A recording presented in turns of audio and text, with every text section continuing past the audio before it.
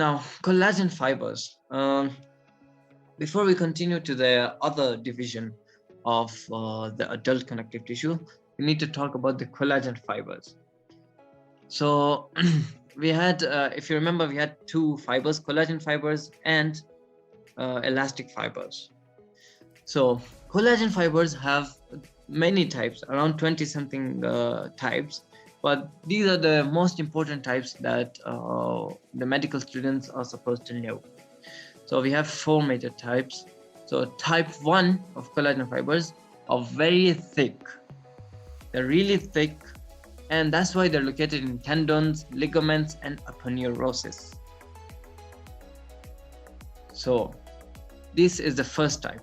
Now the second type are the opposite. They're very thin, and they're located in cartilages, tissue only. It's only in the cartilage. So type 1 we had in tendons, ligaments, aponeurosis. But type 2, because it's very thin, it's unique to cartilage tissues. And type 3, which is also known as the reticular fiber. I know you have seen that reticular fiber as like three kind of fibers: collagen, elastic, and reticular. But reticular is a type of collagen fiber. So it's type 3 of collagen fiber, which we have reticular fiber, and they actually coexist with type 1 collagen fibers, with this one, which is very thick. And they're located in the dermis of the skin and in liver, in spleen. So you can see some organs and some glands. Now let's go to type 4. So type 4 collagen fibers are very unique in the basement membrane. We already talked about the basement membrane in the epithelial tissues. Now the elastic fibers. The elastic fibers actually have the ability to recoil, which means to go back to its place. And they coexist with collagen fibers also. So the elastic fibers and the collagen fibers work together. And they're located in the pinna of the ear. The pinna of the ear is the most inferior part of your ear. If you push it to the anterior side, just try to push it with your finger, you see it goes back to its place. That's the recoil property, and that's the unique property of the elastic fibers.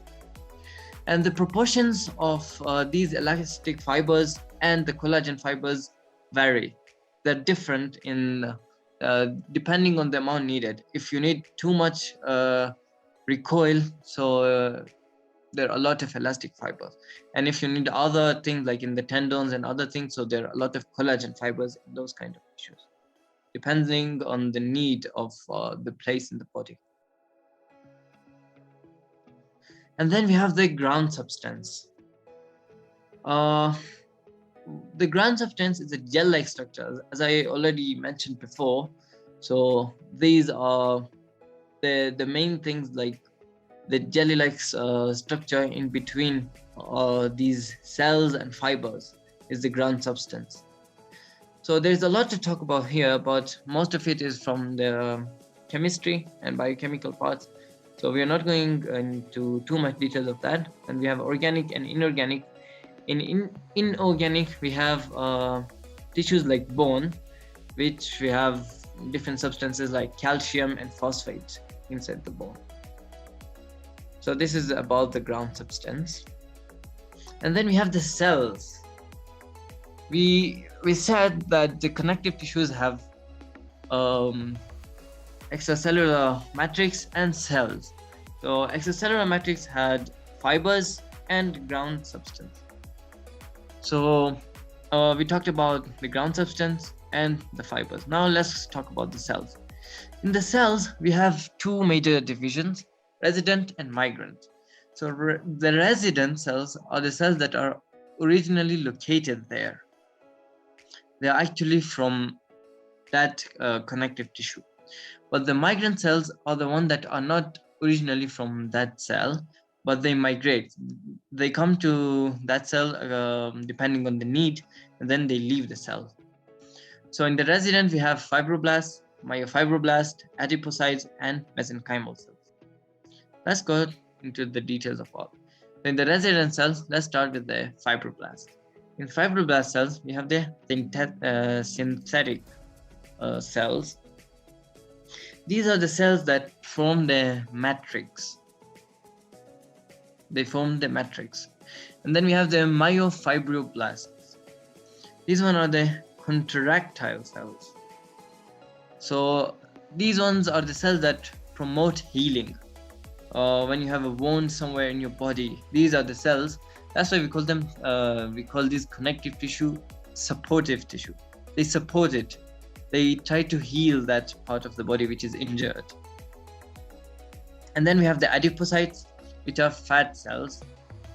So they are normally around one to two cells present in the kind of those tissues, fibrous tissues, or the connective tissues. And then we have the mesenchymal cell. And as the name suggests, mesenchymal cells, they give rise to other different cells. Now let's talk about the migrant cells. So the migrant cells, we had lymphocytes, granulocyte, and the macrophages. Lymphocytes are immune cells. They're actually white blood cells that protect our bodies, and they fight with different germs in our body, like in different infections. So they migrate. They're not originally in the connective tissue, but when there is a germ cell, when there is infection, they migrate from some other places in the body to that connective tissue, and they actually fight with those infections. And then we have the granulocytes, which are the somatic cells of the sex cord. And then we have macrophages. So these macrophages are assistant to those lymphocytes. They break down the infections so that the immune cells of the lymphocytes can easily fight with it.